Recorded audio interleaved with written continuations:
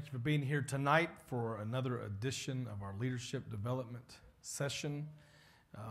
We are going to jump straight in here, and I have adapted an article from Ron Edmondson titled 12 Ways to Make Yourself a Valuable Team Member. So be an encourager, number one, set you up for number two, and speak words of affirmations, things that other people do right. Then this is the thing I want to add to it. Then make sure you let them know how much you appreciate them and their contribution. Everybody needs affirmation. Everybody say everybody, needs affirmation. Say that means me too. Everybody needs it. Okay? If you want to get it, give it. Okay? Sometimes I will check off in my mind, so-and-so did something, I need to let them know, and I'll think about texting them, and then I'll get a phone call, and then it'll hit me again 6 hours later. It'll come back, and I'll grab my phone right then, and I'll start texting something that I've noticed or encouraging someone, giving them words of affirmation. You have to recognize that stuff in people. Life is just hard, folks. And man, there's people out there that are just waiting to rip you apart. And they're waiting to show you what you did wrong.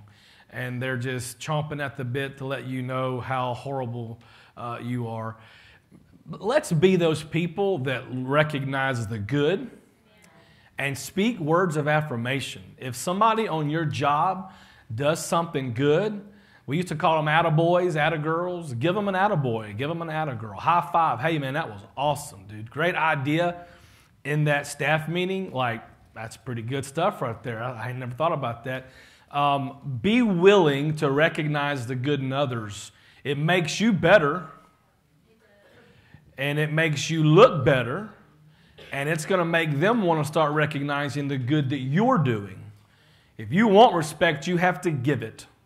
If you want honor, you must give honor. So if you want to be appreciated for what you bring to the team in your secular job and inside the kingdom, if you want to be a team player that people look at and say, they're valuable. If we lost them, there would be a hole. If you were to leave and nobody noticed, that's a problem. And there are some people that leave and nobody notices because there was no contributions. Does that make sense? So if you were to just not show up to work, would it just move on without you? Because you really didn't contribute that much? Or if you were to just say, I'm done, they'd be like all calling you and texting you and begging you to come. Please don't quit. Man, don't do that, okay? Speak words of affirmation. Don't think words. Everybody say speak. Because a lot of times we think, oh man, they're so good. I'll tell you what, we wouldn't know what to do without them, but we never speak it. See, Bella's speaking. That's good. That's a miracle. God's moving. That's serious. Like, she's talking. That's great. So you have to speak it. Don't think it. Speak it. If you're one of those that like, well, I don't like to talk. Well, then at least send them a card. Get one of those great job cards or something. Man, everybody can text somebody now, and there's tons of memes and pictures out there you can throw words on. Just let somebody know that they've done something right. Amen. Saying something nice to someone does not cost you anything. Like, well, man, I wish I could afford to give them, a $10 Starbucks card every time they do this. I wish I could afford to give them a gift certificate. I wish I could afford to, take them out to eat. I wish I could afford. And there's all these things that we might not be able to afford to do. Saying something nice is free. It didn't cost you a dime. There is no money invested. It's just thought, mouth, speak it. That makes sense. Okay, it's free. It's free. Being nice to people is free. I was at Starbucks last night studying, and I realized, man, Friday nights at Starbucks is a great night to study. There ain't nobody there. It was just me and the gang, and they were back there working, and I was hungry, and I was like, I hate having to stop and eat but then I also hate giving them all of my money. Because like, a sandwich is, $42. And I'm like, man, I just want a pizza. Papa John's is right next door, so I walk back. And I've done this like 3 times now. Well, hey, y'all like pepperoni pizza? Like, oh yeah. Well, I mean, these I know these people make an hour. They ain't getting paid nothing. They're like, yeah, it's all right. I'll be right back. So I went and got us 2 pizzas. Gave them one. I ate some of the other one, and then gave them what was left. Shut up. And then gave them what was left over, and there was some left over, and I gave it to them. And so they were like, oh man, thanks. Listen, if you just will be kind to people, man, I know those people give me stuff all the time. I have a table that almost says reserved for pastor on there. And Lord knows they need a pastor. And so if you'll just be nice to people, man, I can actually leave and go down the little walkway and eat sushi for like an hour and come back, and I know my stuff's going to be fine because they're watching it. They're man. If anybody were to walk up to it, they jump that counter because I buy them pizza. Okay? Pizza, it was $10. It was like $10 for a pepperoni. Come on, y'all. $10 for a pepperoni pizza, and I can walk in there tomorrow and be like, if you want to throw an extra shot in that, you could, and I won't say nothing to nobody. And they're like, here's 2. All right, see what I'm saying? You just got to be kind to people. Speak words of affirmation. Say nice things to people. It doesn't cost you anything to be nice to somebody. Let's make it spiritual here for a second. When people come to this church and I say, let's take 30 seconds and get out of our seat and let's walk across the aisle and let's shake hands with somebody that you don't know today. I'm saying that newsflash because there's people here I know you don't know because I know the same people you do. And the same people will stand there looking at me like, I don't know. I can't shake nobody's hand. I don't know how you do that. And I'm like, it's 5 steps. 1, 2, 3, 4. Hey, thank you for coming. And they're just looking at me like, come on, y'all. When people come to this church and you don't know who they are, ding, ding, ding, ding, ding, there's your opportunity to be nice. And go shake their hand and say, hey, we are so glad you're here today. We know you could have picked all kind of churches in this area to go to, and you chose this one, and we're glad. Matter of fact, how did you find out about our church? And then start listening to the story. Well, my cousin over in Arkansas said, I need to go visit this church. You'll hear all kind of stuff. I was just Googling and thought, well, why not? Or I saw y'all back here in the woods and thought, I don't know what in the world's going on back there. Let's go see. You'll never know what you'll find out if you'll ask them. Be kind. Shake some. When I say let's shake somebody's hand, that doesn't mean your wife's. Let me turn around so I'm looking at you. That doesn't mean shake your little 4-year-old's hand and you want to punch in the face anyway because they won't shut up during church. That means get out of your seat, go shake somebody's hand. Go to, left side goes to the right side, mix up a little bit, front goes to the back. We'll take about 60 seconds and we'll say something kind and we'll make them feel special. Amen. When you walk in the doors of any store, and those people who want to say something, I feel bad for them because I'm like, it ain't going to work with me. So I try to at least be nice to them, like, hey, how you doing? No, thank you. Because you know how many times they get, that's what they get all day long. So when somebody just says, no thanks, they're like, well, thanks for letting me down gently. You're like giving them a hug, like, hey, man, I hope you get a sale, but I'm not interested in your siding. I'm just saying. And those Comcast people are the worst. They will hunt you down their clipboard. So who do you have TV with? I said, nobody. They're like, huh? You ain't got TV? Nope, I don't have TV. Well, who you use for your provider? You? And I did that the other day. Emerson was with me. She said, who do you use for your internet provider? I was like, you? She's like, oh. So like, then you're happy. I'm like, yeah, I just bumped my speeds up and quit paying for anything to do with TV. I'm a happy man. She's like, well, thank you. And then she just kind of walked off to her little booth like, huh? You know, you got to just be nice to people. Just be nice. Speak words of affirmation. Say something nice to someone. It does not cost you anything. Number 3, praise God, whatever they're laughing about. Embrace change willingly. Embrace change. Don't even talk to me. I'm being recorded right now. There's people all over the world going to be like, what are they talking about? What are they doing? Embrace change willingly. This is not easy, but change is coming. Something's always changing, whether we like it or we don't like it. The one who remains positive when others are negative, even in the midst of change, is an invaluable team player.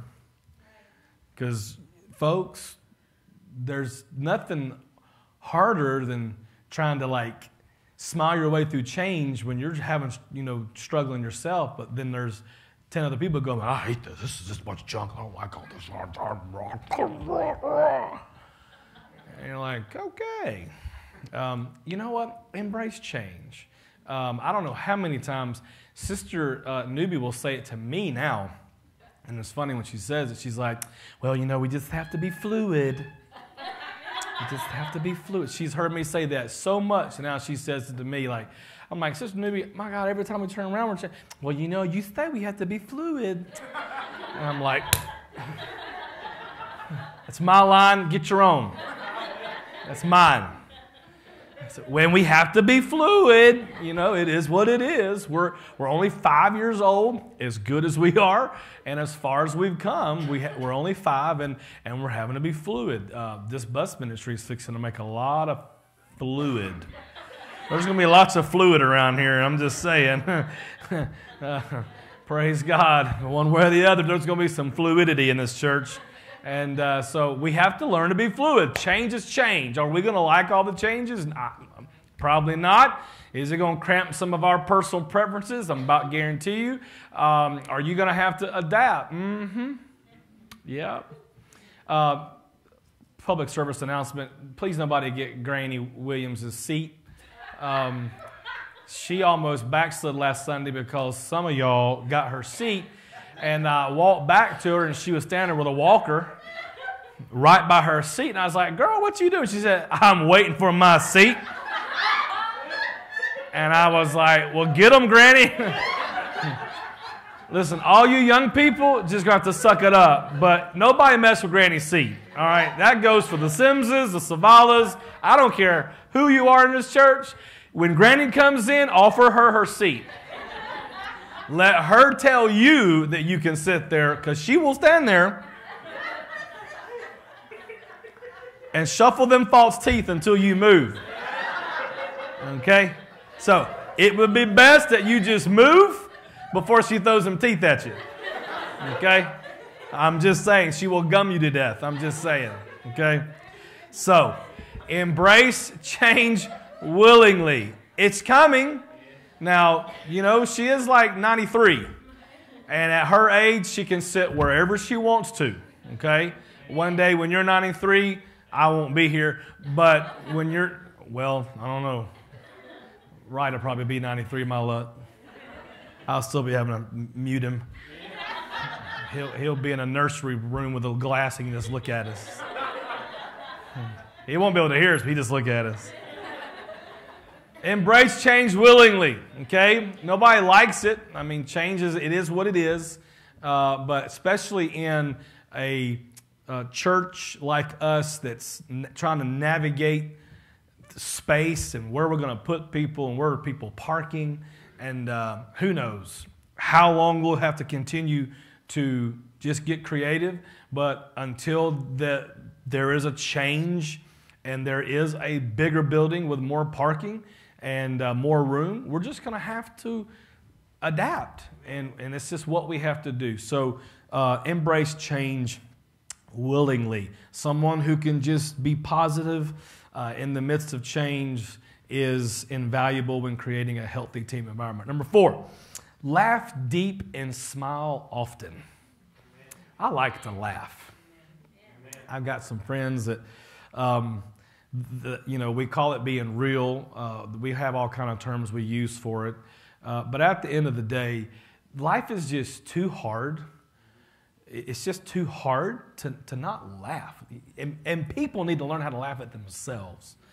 I try to tell my kids that, and they still struggle with that from time to time. And there are times, when you're just in a bad mood and you don't want to laugh at nothing. But for the most part, you have to learn how to laugh at yourself, because you know what? Sometimes we just do some real goofy things. This whole leadership session, some of y'all been like, what in the world? You just have to laugh. You have to laugh deep. Some of y'all never know what a belly laugh is. Like, we laughed at our house a couple weeks ago. We was playing one of those games we play, and I don't even remember now what happened. But the next thing I knew, I was literally face on the floor, and I could not breathe. I thought I was going to die. And I guess they would put on my tombstone, he died laughing. I could not breathe. I was trying to catch my breath, and I don't remember what it was, but she talked about it the other day. She's like, Dad, I don't know if I've ever seen you laugh that hard. And I laughed pretty hard. That was, in history, the hardest I've ever laughed. I don't remember. Noah was there, but anyway. So listen, people need to learn how to laugh. Amen. And laugh deep, man. Just enjoy laughing. Laughing is fun. And smile often. On your job, if you're walking around looking like you do some Sunday mornings, I'm surprised you have a job. I'm just saying. You gotta have, somebody need to learn how to fake it. A fake smile would be better than a no smile. Laugh deep, smile often. It's hard to frown back, even on the worst days, when someone flashes you a genuine smile. There's times you're wanting to get mad and you end up laughing because, the other person just won't let you get mad. We need more people like that. Don't find somebody to get mad with. Find somebody to laugh with. Have fun. Life is short. Life is hard.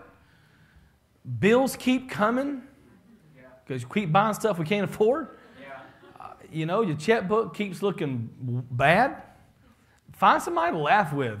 There'll be plenty of people you can cry with and get mad at and cuss, but find somebody to laugh with. Amen. Laugh deep. Smile often. Life is hard. People need to smile and laugh more. That's what I've told, the last people I married. I keep picking them off like flies anyway. You know what? If you're going to make it in your marriage, you need to learn how to laugh at each other. And, you know what? You're both going to be looking funny. In about, 25 days, you're going to look funny. And in about 2 years, it ain't going to be funny. But you might as well laugh.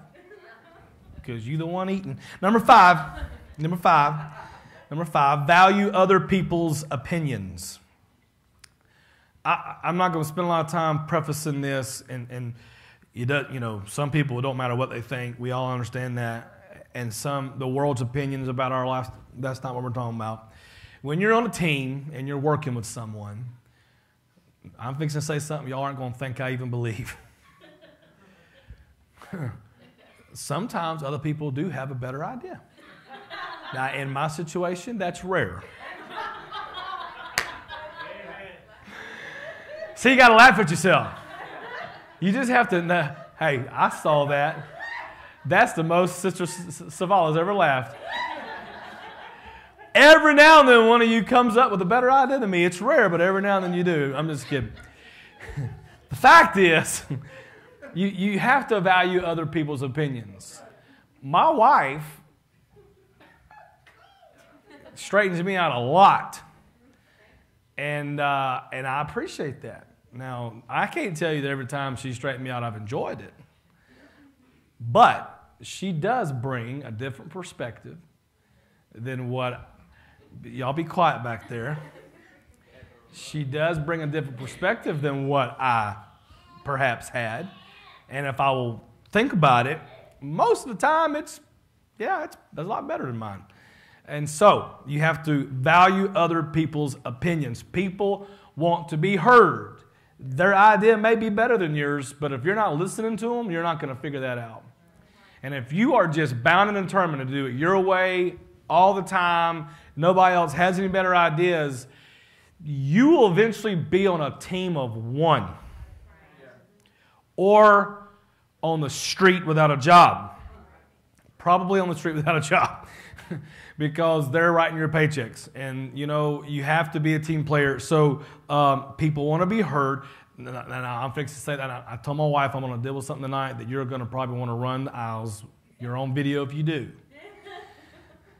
These people that want to be heard, they appreciate when they believe someone genuinely cares to hear what they have to say. Now, I have a confession. Most of the time, when people are talking to me, I start thinking about solutions. No, not most men, because there's some men that don't even think, let alone hear. But a lot of times, your go-getter type personality people, when you begin to present the problem, their initial reaction is how to fix it. And they immediately start thinking, how can I fix this?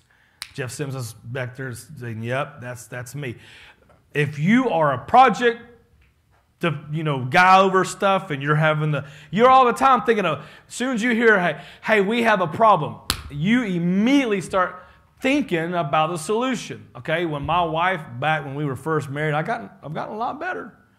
Still have my days, but if she would just say anything she was wanting to deal with or something she wanted to work on, I immediately went into fix mode. Fix.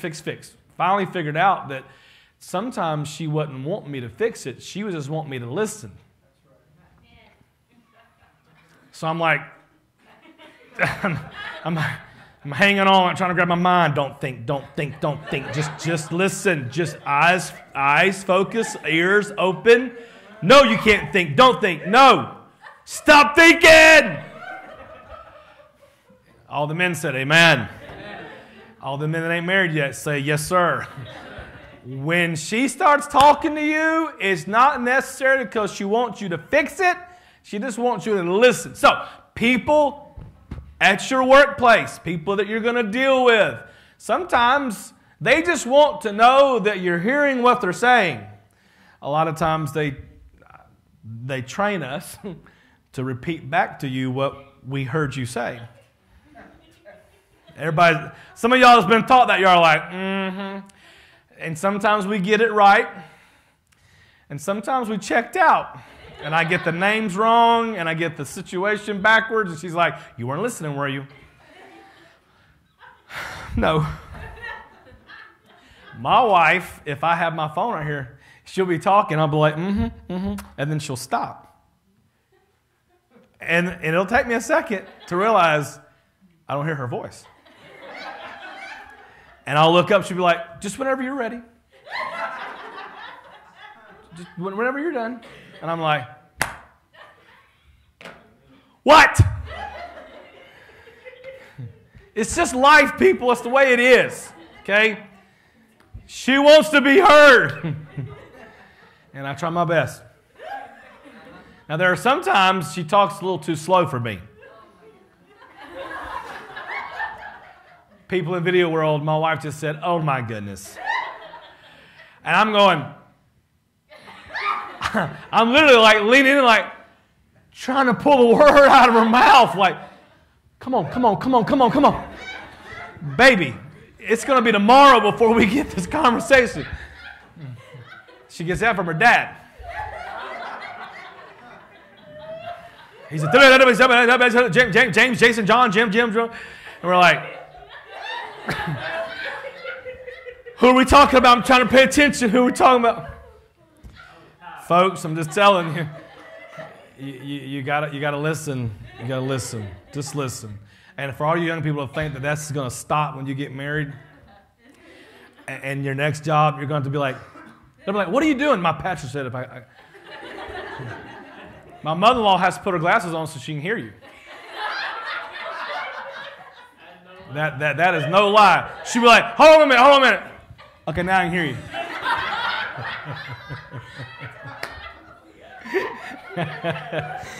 See, we practice what we teach. We laugh deep and we smile often. Sister Savannah's like, I know what you're talking about. I know what you're talking about. All right, number six. Remain steadfast. Remain steadfast to vision and values. Remain steadfast to vision and values. Loyalty is a rare and attractive quality. Man, back in the day, our grandparents worked the same job for like 50 years. Our parents, some of y'all's parents, they were just started when they were 13. They were driving at 10, the tractors down the road to the feed store. And they were working and they were with that company. And when they retired, they got like a silver pin or a watch. And they had been there for like 50 years. And loyalty was one of those old character traits of days gone by where you were just loyal to that company. Man, they gave me a job when I needed a job. And, unless they folded up, I'm here. And so loyalty is a rare, but it's an attractive quality. Now, this doesn't mean that everywhere you work, you will stay there forever. Things do change and, businesses come and go. Whatever happens, you have to kind of get to go with the flow. But believe in the place where you work. And I'm going to say this, you have to believe in the place where you serve. Okay, where you work produces you a paycheck. Where you serve in the local church is going to produce eternity for somebody. So when you are operating in a way that people want to come here because of the way you treat them, you have done your job. You might not, You're not going to get a paycheck for opening the front door for all of our first-time guests, and you're not going to get a paycheck, in the mail for the statistics of how many we retain on your phone calls versus how many never come back. And you're not going to get a commission for everyone that comes back a second time and a third time, and when they finally pay offering for the first time, you get a bonus. And if they ever stick around and pay tithe, you get like a plaque. That's not going to work. That's not how it works. But yet, we serve in a way that's how much it matters, is that we want to serve them in a way that I believe in this church so much that if you were to go anywhere else, I question your sanity. I mean, that's how you have to think. I had a pastor one time, he misunderstood my social media post, and he thought I was always bragging, and he basically told me to stop posting.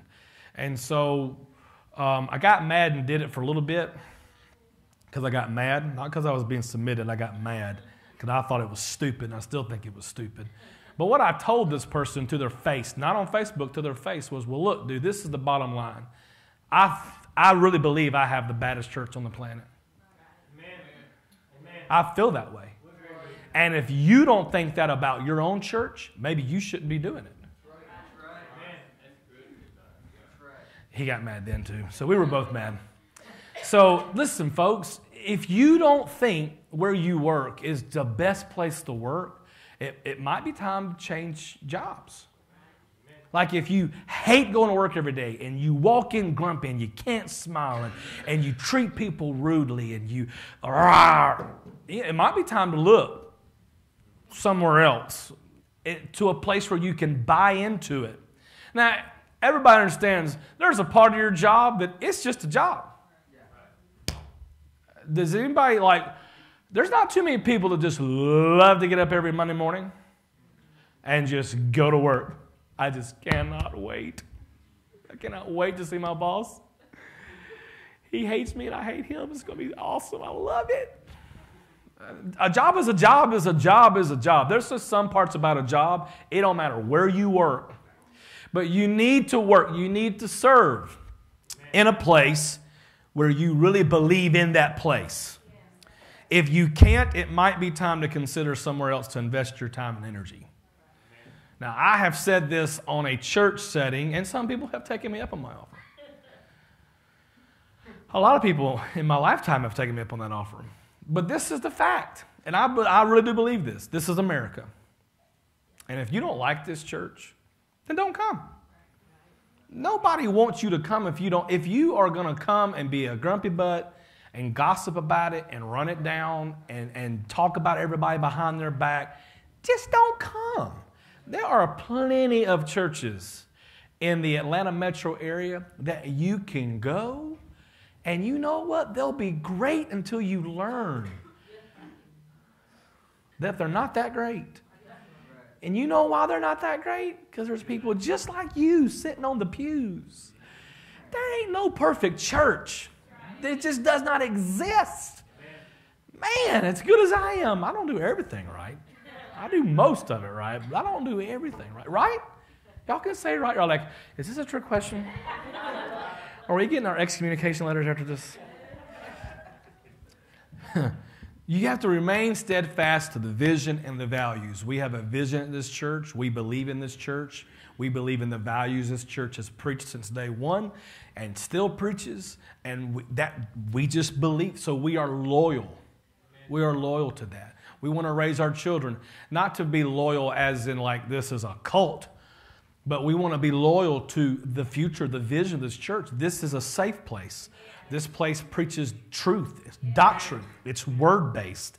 You can go there, and if you'll hang out long enough, you'll learn stuff, and you'll get closer to God, and God will be able to use you, and then your kids will grow up in that church, and you'll if the Lord tarries, some of you that are in this youth group, your kids will one day be in this youth group. Now, who knows what the name will be then, and who will be over it, and all that kind of good stuff. But that's the kind of loyalty that we want to produce here in a local church, and that's the kind of loyalty you need to work with on your job. Number 7, be flexible with methods. Be flexible with methods. The let's get it done, whatever it takes kind of thought process is a great way to set yourself apart from the norm of a team. If you're the person that every time your boss on your secular job offers an idea, you're like, nope. It ain't going to work. It ain't going to work. It's just not going to work. Well, I ain't going to work just because I just don't think it's going to work. You don't even have any reasons, but because you are just not flexible. Well, why do we got to change it? We have done it the same way for the last 7 years. Why do we got to change it? It ain't going to work. Be flexible. Have the let's get it done, whatever it takes attitude. We want to try something. Let's try it. If it don't work, we can go back to doing it the old way. What if we like the way it works? What if it works better? What if there's parts of it that works better, but there's parts of the old that worked better? Well, then you just merge them together, and now you still kind of have a new way, but it's a fusion of the old and the new. And be flexible with methods. This is my own quote. I'm quoting myself. That's how powerful I am. Should I speak in the third person? Leaders don't make excuses. They make it happen. Some of y'all have heard me say that to you. Texting with all caps. Leaders don't make excuses. They make it happen. If your boss wants to do something, be the one that says, let's do it. How can we do it? What about this? What about that? Oh, yeah, no, that's a great idea. Be flexible with the methods. They may have a better idea. Oh, I like that. Amen. Praise God. I know somebody's listening. So leaders don't make excuses. They make it happen. You can quote me on that, Facebook world. You're welcome. I just made myself feel good. I just gave my own self words of affirmation. You did so good. Thank you. Number 8. Now, this is not easy for some. Some, it might be a little too easy. But genuinely love people. Genuinely love people. Love even those who are difficult to love. And I promise you, if you can be the one that is able to love those people that are difficult, you will definitely be set apart from most others. If they're like, listen, dude, you talk to them because you're the only one that loves them. I want to kill them. You know, that's going to set you apart, okay? Genuinely love people. And the older I get, the more like I'm pretty good with just me, myself, and my wife and my kids, you know. I don't really need a whole lot of fellowship with a lot of people. Okay? Are y'all following me?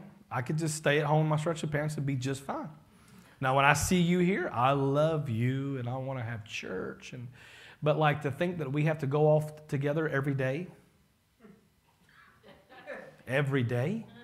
I'm like, I love you, just not that much. So genuinely love people. You got to learn how to love people. And you need to be able to love people in a real, genuine way. You don't have to be weird about it. There are some people that are weird about it. I love you, no, I love you, no, I love you, no, I love you more, no, I love you more. Shut up. You're 11. Right? Carrie's like, I know what you're talking about. Genuinely love people. Let's love people. That don't mean you agree with them. I got people at Starbucks, they don't even know what to think about me. And that's the way it should be.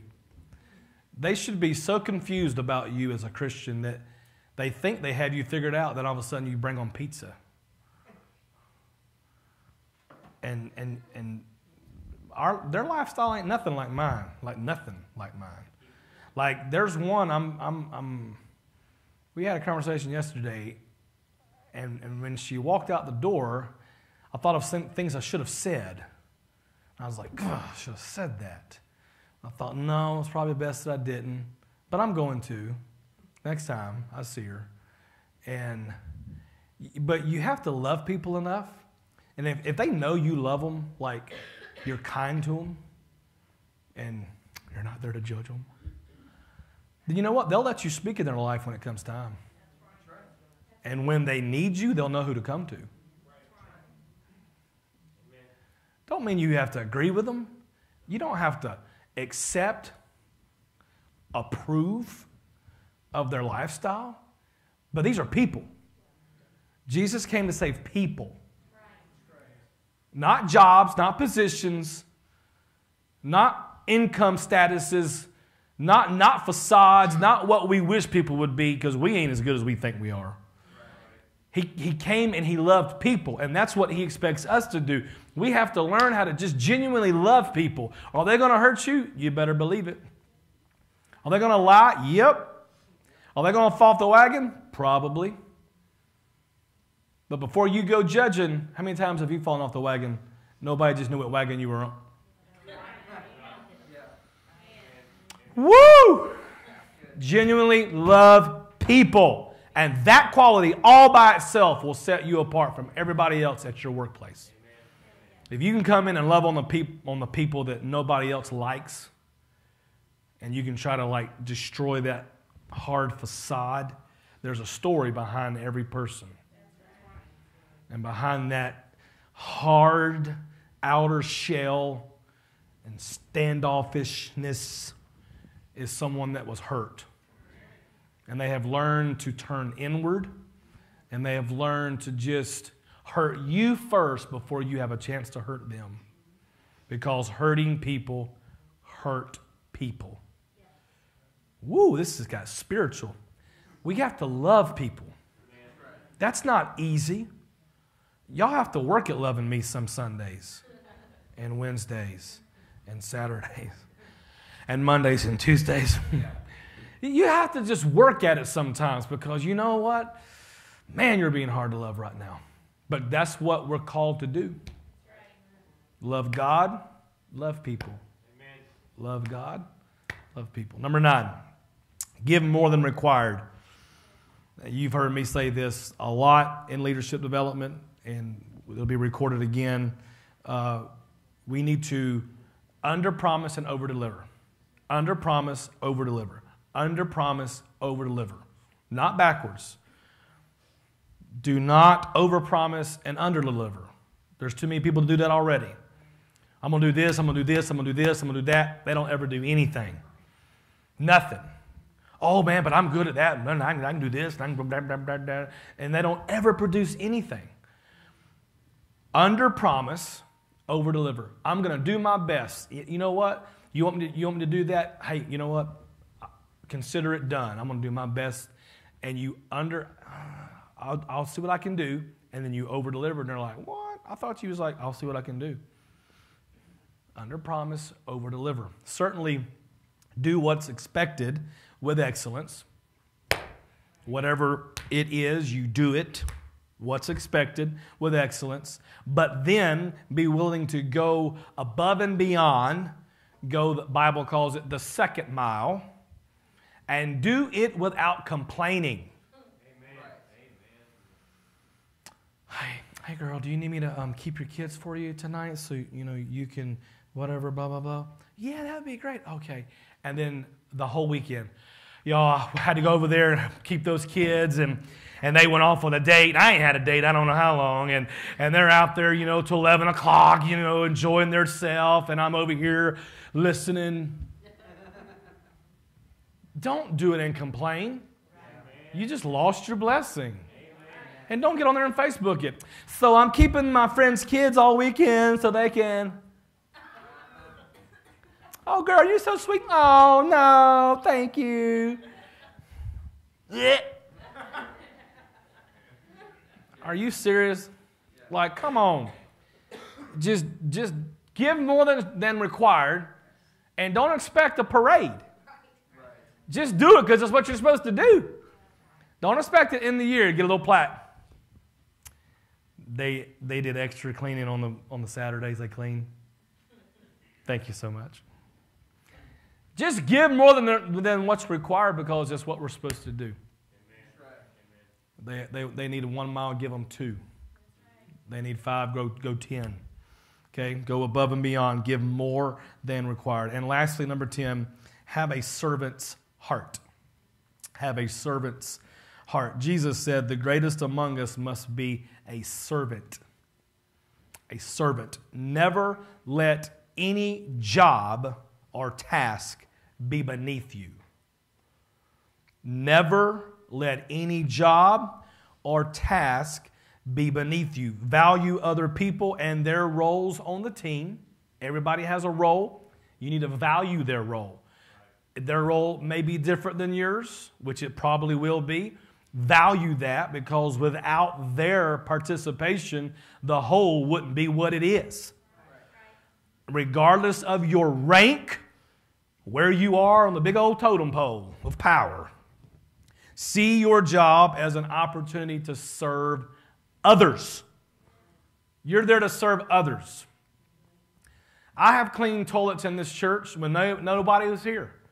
I've mopped up water. I've carried limbs. I've carried the trash can. I have done everything and anything you have ever done in this church because it is not beneath me. I've vacuumed these carpets. I've fixed these chairs. 1,000 times I've fixed these chairs. These chairs drive me slap crazy. There is nothing beneath us when we're servants. Well, that ain't my job. That's her job. You're not a servant. I ain't picking that up. That's what she's for. You're not a servant. Man, I ain't going to that meeting. Are you kidding me? You're not a servant. You have to be a servant. Never let any job or task be beneath you. If there's trash on the floor of this church, pick it up. If there's something you see, if there's a limb laying out in the middle of the parking lot and you got here the second car here, don't wait for Brother. That's Brother Newby's job. That's why he wears camo. So he can go out there and we can't even see him. You just see a limb going across the park. Oh, my Lord. No, that's our job. Are you a man? Can you pick it up? Then move the limb. Okay, now these newbie boys, they'll try to carry trees. And then wonder why their suits are all split in half and smell like billy goats before prayer. But they're servants. They're out there making it happen. They're not asking like, hey, is there anybody can do it? I mean, I got it, Pastor. Don't worry about it. We need more parking spots? Oh, man, I'll just go ahead and move the church over about 6 feet. Don't worry about it. I got it. My brand new suit. Well, there it went. There was my brand new suit. No. That's the newbie boys, man. You got to watch them. They're like, the tree fell. Okay, not a problem. We'll just grab it, Dad. Come on, let's go. Don't you want to wait on nobody? No, we're newbies. We're from Mississippi. We can do it.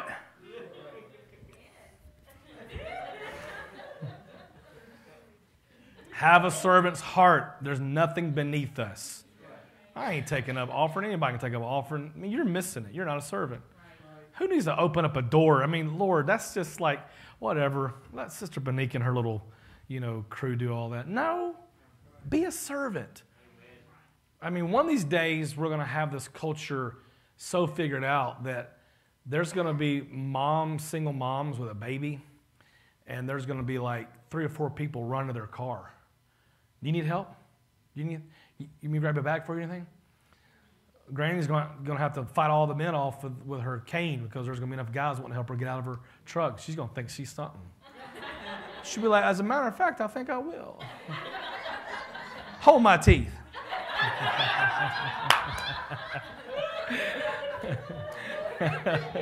And Brother Sims goes, whoop, whoop. We want to create the culture in this church that we are here to serve people. When it rains, does anybody want to get wet? No. But if they're an elderly couple or if it's a single mom, why don't we park their car for them? And if people have stolen our umbrellas, God forgive them, we'll buy more umbrellas. But we need to have umbrellas. We are here to serve people. That's what we're here to do. Yes, our parking lot's crazy. It gets crazy. And we have to move people's cars and stuff. And thank you for always understanding that, because it just is what it is. If your car is picked tomorrow, don't get offended. It's a good problem. We're having to move your car because we need you to move your car. But we have to serve people. We have to love people. We have to serve people. That's what we are here to do. So never let, in closing, any job or task be beneath you. If you are a part of our care group cleaning teams but you think you're too good to pick up a vacuum, you're not a servant. If you're too good to wash these windows down, you're not a servant. If you're too good to wipe down a toilet, you're not a servant. If you go in after one of these kids, and bless God, they haven't learned how to aim yet, and we have some grown men that know how to aim. That is ridiculous. And we're having a clean up after you. Just clean it up. We'll deal with it later. But don't that ain't my job. Don't let it be beneath you. Let's be servants. Amen? Amen. 10 ways to make yourself a valuable team member. We hope that everyone wants to be a valuable team member, not just at church, but even on your secular job. We hope that you want to be, where at least if you're so old that you don't think you need to be, then, you just stay home. We'll raise up these younger ones, and they'll be valuable team members. And hopefully we'll create a culture in this church of young people that understand, I want to set myself apart from everybody else on this job. And when it comes time for a promotion, I'm at the top of the list. Y'all hear me say that all the time. Whether you get it or you don't is irrelevant. Were you on the list? That matters. And that's what you want to do. You want to be on the list. If God don't want you to have that promotion, you don't want that promotion. You don't need that promotion. But if you have found favor, Joseph, if you have found favor, then guess what? Doors will be flying open because of your faithfulness. Amen. Be a valuable team member. Amen. All right, let's shake hands. Be friendly. Be kind. Smile to somebody. Laugh deeply here. We're going to pray in just a minute. We'll have a good prayer meeting tonight. Thank you for coming tonight to leadership. God bless those who came.